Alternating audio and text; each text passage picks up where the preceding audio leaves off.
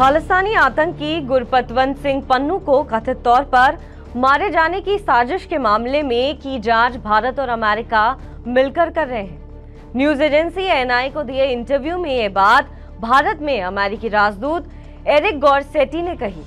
पन्नू मामले पर पूछे गए एक सवाल के जवाब में एरिक ने कहा, एक रेड लाइन यानी लक्ष्मण रेखा होती है, किसी को इसे पार नहीं करना चाहिए। एक सवाल के जवाब में गॉरसेटी ने माना कि कई मुद्दों पर भारत और अमेरिका की सोच अलग होती है और इसमें कुछ नया नहीं है। गॉरसेटी से जब ये पूछा गया कि पन्नू तो भारत को आए दिन धमकियां देता है, इस पर उन्होंने कहा कि अमेरिका में बोलने की आजादी है और इसकी रक्षा की जाती है। हम किसी भी आरोपी को दूसरे देश के हवाले अपने कानून के हिसाब से करते हैं। अगर सिर्फ बोलने पर किसी को गिरफ्तार किया जाने लगे तो हालात बेहद खराब हो जाएंगे। पन्नू मामले पर सवाल का विस्तार से जवाब देते हुए अमेरिकी राजदूत ने कहा कि हमारे लिए ये मुश्किल मामला है। हर चीज में एक लक्ष्मण रेखा होती है। अगर एक देश का कर्मचारी किसी दूसरे देश में तैनात हो और वो उस देश के किसी नागरिक को मारने की साजिश रचे तो क्या होगा? मुझे लगता है कि इस तरह के मामले में उस देश का सम्मान और संप्रभुता जुड़ी हो जाती है। यही लक्ष्मण रेखा है। गॉरसेटी कहते हैं कि मैं बहुत खुश हूं कि भारत हमारे साथ इस मामले की जांच कर रहा है। हम जानना चाहते हैं कि कहीं किसी को मर्डर के लिए सुपारी तो नहीं दी गई। अब तक हमने भारत से जो भी सहयोग मांगा वो हमें मिला है और यही हमने भी किया है। अब समझिए पूरा मामला क्या है जिसके बारे में अमेरिकी राजदूत एरिक गॉरसेटी ने ये बातें कही। नवंबर 2023 में अमेरिका ने दावा किया है कि भारतीय नागरिक निखिल गुप्ता ने न्यूयॉर्क में अलगाववादी नेता की हत्या के लिए एक व्यक्ति को भाड़े पर लिया था, जिसके बदले $1 लाख यानी करीब 83 लाख रुपए दिए गए।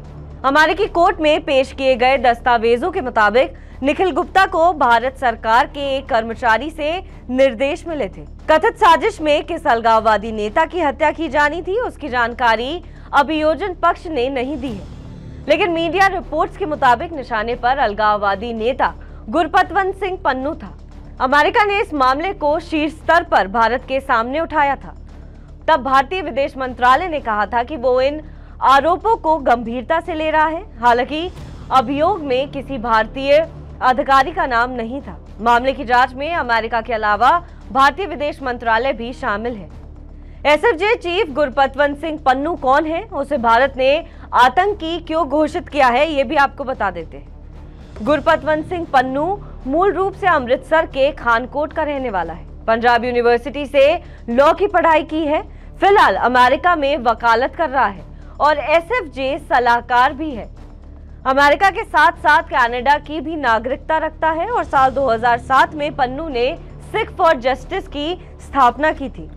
वॉशिंगटन में एसएफजे का रजिस्टर्ड ऑफिस है। वहीं से पन्नू भारत विरोधी प्रोपेगेंडा चलाता है। खालिस्तान की मांग के नाम पर वीडियो जारी कर पंजाब में अशांति फैलाने की कोशिश में जुटा रहता है। 1 जुलाई 2020 को गृह मंत्रालय ने गैरकानूनी गतिविधियां निषेध अधिनियम 1967 के तहत 9 लोगों को आतंकी घोषित किया था। इसमें गुरपतवंत सिंह पन्नू का भी नाम शामिल है। गृह मंत्रालय के मुताबिक पन्नू विदेशी धरती से भारत विरोधी गतिविधियों में शामिल रहा है। एनआईए के मुताबिक सिख फॉर जस्टिस जैसे संगठन सिख समुदाय के लोगों को भारत से पंजाब राज्य को अलग करने के लिए उकसा रहे हैं। इसलिए गृह मंत्रालय ने यूएपीए के तहत 10 जुलाई 2019 को सिख फॉर जस्टिस को भारत में प्रतिबंधित कर दिया था। एनआईए कोर्ट के आदेश के बाद खानकोट गांव में पन्नू की संपत्ति जब्त कर ली गई। साथ ही उसे नवंबर 2020 में भगोड़ा घोषित कर लिया था। बहरहाल आपको हमारी खबर कैसी लगी कमेंट सेक्शन पर जरूर बताएं। देश और विदेश की तमाम बड़ी खबरों के लिए आप देखते रहिए TV9 भारतवर्ष।